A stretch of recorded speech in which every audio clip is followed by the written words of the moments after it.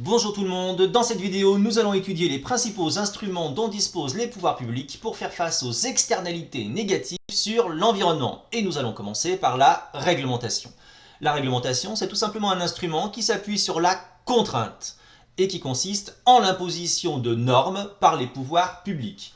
Des normes d'émission par exemple, qui consistent à fixer un plafond maximal d'émissions qui ne doit pas être dépassé sous peine de sanctions financières, par exemple des normes d'émissions de polluants pour les moteurs des automobiles, des normes de procédés donc qui imposent aux producteurs l'utilisation de certains équipements, par exemple l'obligation de mettre en place des pots catalytiques, l'obligation de recyclage, etc. Des normes de produits, interdiction des ampoules à incandescence, des gaz CFC dans les aérosols, etc. Ou des normes de qualité, qualité au niveau de l'air, de l'eau, de la consommation énergétique, etc. Quels sont les avantages de la réglementation ? C'est clair qu'au moins c'est efficace, d'accord. Si vous interdisez quelque chose, il n'y aura plus de pollution. Et du coup, ça obligera les entreprises à essayer de trouver de nouveaux moyens pour fabriquer leurs biens sans utiliser des produits, des matériaux qui jusqu'ici étaient problématiques au niveau environnemental. Le problème, bien évidemment, c'est que ça suppose déjà de bien identifier la pollution et de regarder si, on va dire que les normes sont bien suivies.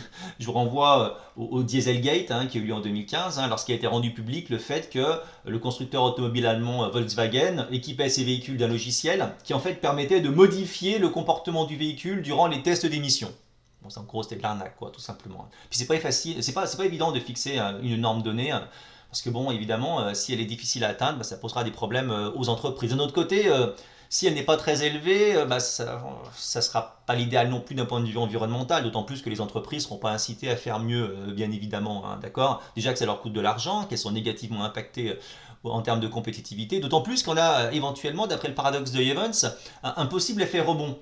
Ça veut dire que si par exemple si les pouvoirs publics mettent en place certaines normes qui visent justement à diminuer les émissions de CO2, les entreprises vont s'arranger pour évidemment aller dans ce sens-là, elles vont commercialiser des véhicules qui vont finalement moins consommer de carburant et du coup les consommateurs vont se dire chouette, j'ai une voiture qui consomme peu donc je peux rouler plus. Problème.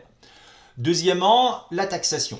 Alors la taxation, c'est tout simplement un prélèvement obligatoire qui est mis en place par les pouvoirs publics sur les activités polluantes. C'est en fait un système qui cette fois-ci est incitatif, d'accord, et qui va obliger les entreprises à tenir compte du fait que, attention, leurs coûts de production vont augmenter compte tenu de la présence d'une taxation. Donc elles vont devoir réfléchir en se disant qu'est-ce que je fais ? Je paye la taxe ou alors je modifie mon système productif pour éviter de payer la taxe.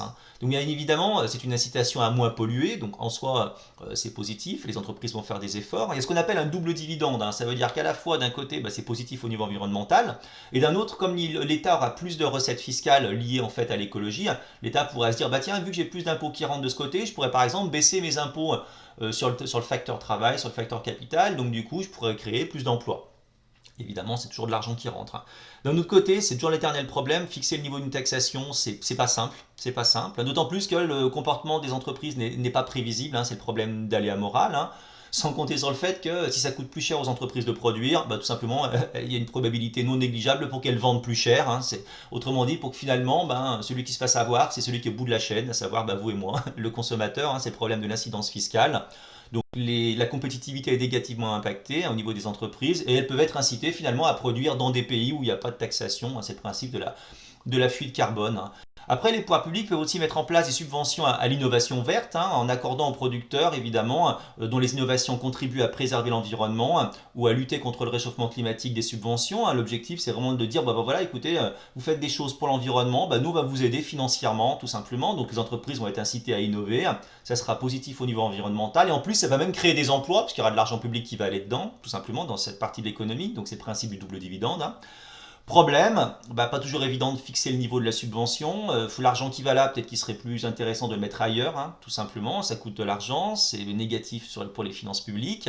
Puis c'est pas en termes de fonctionnement du libre-échange, du marché en fait, c'est pas l'idéal, évidemment. Et on termine avec les marchés des quotas d'émissions.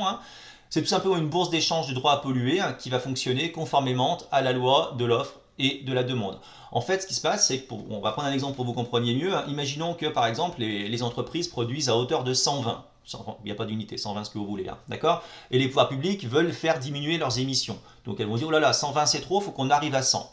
Ben, les pouvoirs publics vont tout simplement accorder des droits à polluer, hein, des quotas d'émissions aux entreprises qui polluent, et ces droits accordés vont leur permettre de polluer au maximum jusqu'à 100. Donc vous voyez, on passe de 120 à 100, donc déjà on est content parce qu'il y a moins de pollution. Donc les entreprises vont recevoir, évidemment, proportionnellement à ce qu'elles polluent, leur droit à polluer. Alors certaines entreprises vont modifier leur système productif, vont s'adapter, il n'y a pas de souci.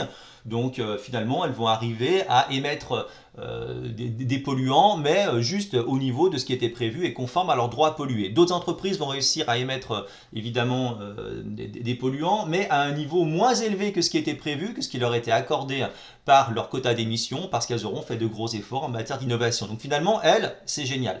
Inversement, troisième catégorie d'entreprises, celles qui vont continuer à polluer parce que soit elles n'arrivent pas à améliorer leur système productif, soit parce qu'elles n'en ont strictement rien à faire, mais généralement c'est parce qu'en fait elles vont faire des petits calculs coût-avantage. Et donc finalement elles vont polluer plus que ce que leur autorise tout simplement les droits à polluer qui leur ont été accordés. Et le marché des quotas d'émissions, c'est pas compliqué. Les entreprises qui ont réussi à polluer moins que prévu vont tout simplement pouvoir vendre leurs droits à polluer aux entreprises qui ont pollué plus que prévu, tout simplement. Donc l'avantage, c'est qu'on laisse le marché fonctionner, hein. Finalement, c'est une incitation à innover, les entreprises peuvent faire preuve de flexibilité et on récompense les producteurs vertueux, à savoir celles qui font des gros efforts, qui finalement vont bien réussir à moins polluer et qui auront trop de droits à polluer, elles pourront les revendre à d'autres entreprises, ce qui leur permettra justement de pouvoir un petit peu encaisser un peu d'argent pour diminuer leurs coûts de production. L'éternel problème, un petit peu comme taxation, subvention et autres, c'est toujours fixer le niveau. Ici, le niveau, c'est fixer la quantité de permis de droits à polluer, de quotas d'émissions, tout simplement en circulation. Si on a trop, ils ne vaudront plus rien. Finalement, la pollution ne va pas beaucoup baisser. Et si on n'a pas assez, en fait, ils vaudront très très cher et ça sera très compliqué pour les entreprises d'essayer d'arriver à des résultats qui seront écologiquement intéressants en fait. D'autant plus qu'il y a des risques de spéculation, le prix des permis, des quotas d'émissions peut partir vraiment dans tous les sens. Toujours un risque de fuite carbone, hein, à savoir les entreprises peuvent être incitées tout simplement à se délocaliser, à produire dans des zones où il n'y a pas ces problèmes. Quand je dis ces problèmes, c'est ce qui est perçu par elles comme des problèmes qui vont avoir un impact négatif au niveau de leur coût de production, bien évidemment, puis ça coûte de l'argent également d'intervenir sur les marchés des quotas d'émissions, ce qu'on appelle la présence de coûts de transaction.